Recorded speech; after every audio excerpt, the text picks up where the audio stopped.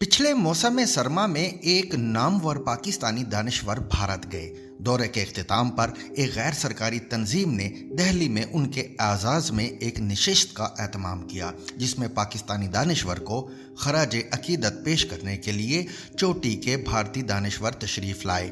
नशिस्त के आखिर में जब सवाल व जवाब का सिलसिला शुरू हुआ तो एक हिंदू दानिशवर ने अपने मुअज़्ज़ज़ मेहमान से एक अजीब सवाल पूछा। पूछने वाले ने पूछा, यहाँ भारत में तो मुसलमान मसाजिद में नमाज अदा करते हैं, वहाँ पाकिस्तान में कहाँ पढ़ते हैं? पाकिस्तानी दानिशवर ने इस सवाल को मजाक समझकर फलक शुगाफ कहकहा लगाया, लेकिन जब उन्हें महफिल की तरफ से कोई ख़ास रद्द अमल मौसूल ना हुआ तो उन्होंने खिसियाना सा होकर सवाली की तरफ देखा। हिंदू दानिशवर के चेहरे पर संजीदगी के ढेर लगे थे। पाकिस्तानी दानिशवर ने बेचैनी से पहलू बदलकर जवाब दिया, जाहिर है मस्जिदों ही में पढ़ते हैं। ये जवाब सुनकर हिंदू दानिशवर खड़ा हुआ, एक नज़र हाजरीन पर डाली और फिर मुस्कुरा कर बोला, लेकिन हमारी मालूमात के मुताबिक तो पाकिस्तानी मस्जिदों में नमाज पढ़ने वालों को गोली मार दी जाती है। हिंदू दानिशवर का ये तबसरा पाकिस्तानी दानिशवर को स्कड मिसाइल की तरह लगा। उसका माथा पसीने से भीग गया, हाथों में लर्जा तारी हो गया और आंखों में सुर्खी आ गई। मुंतज़मीन मौका की नज़ाकत भांप गए, लिहाजा उन्होंने फ़ौरन नशिस्त के इख्तिताम का ऐलान कर दिया। यूं पाक भारत ताल्लुकात मज़ीद बिगड़ने से बच गए। ये वाक़या मुझे मरहूम हकीम सईद ने सुनाया था।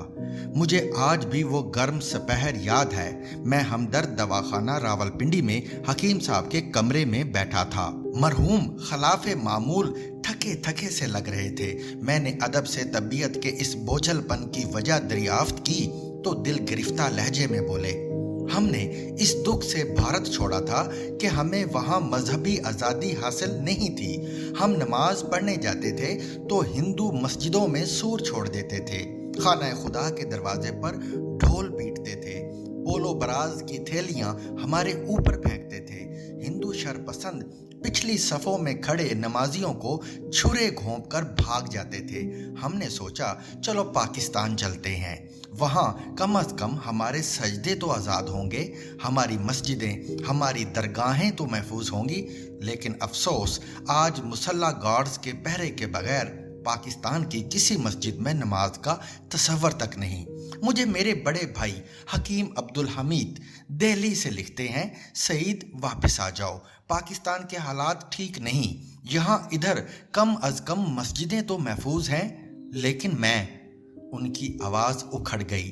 पाकिस्तान आने पर आपको कभी पछतावा हुआ? मैंने नरमी से पूछा। उन्होंने अचकन के बटन सहलाए, नहीं, हरगिज़ नहीं, ये सौदा हमने खुद किया था। हमीद भाई मेरे इस फैसले से खुश नहीं थे। उनकी ख्वाहिश थी मैं दिल्ली ही में उनका हाथ बटाऊं, लेकिन मुझे लफ्ज़ पाकिस्तान से इश्क था, लिहाजा इधर चला आया।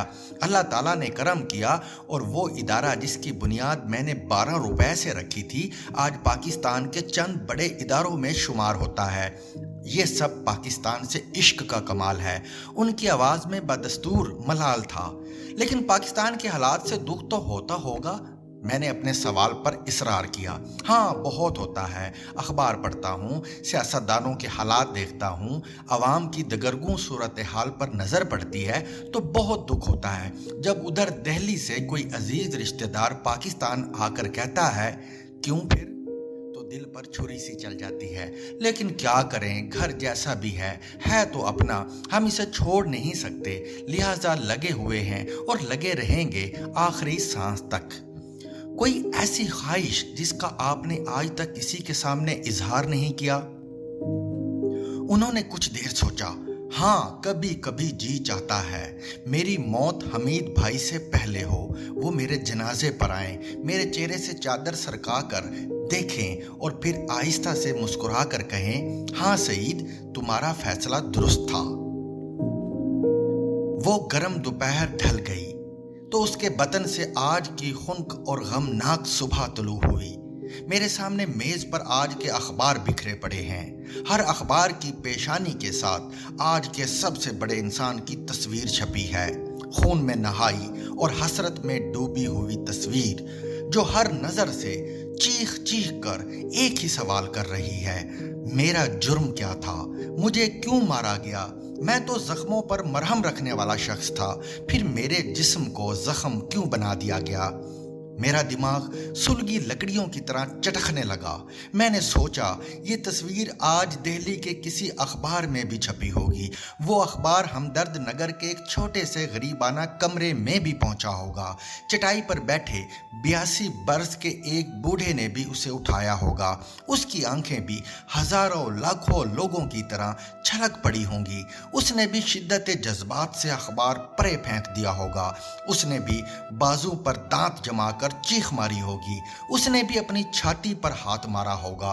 उसने भी चिल्ला चिल्ला कर कहा होगा, सईद तुम्हारा फैसला गलत था, मुझे देखो, 82 बरस के इस बूढ़े को देखो, ये बगैर मुहाफिज के मस्जिद जाता है, पैदल मतब पहुंचता है, रोज सुबह शाम काफरों के दरमियान चहलकदमी करता है, लेकिन इस पर कभी कोई गोली नहीं चली, इसका कभी किसी ने रास्ता नहीं रोका। हाँ, इस 82 बरस के कमजोर बूढ़े ने चिल्ला चिल्ला कर कहा होगा, सईद मैं करबला में जिंदा रहा, तुम मदीने में मारे गए।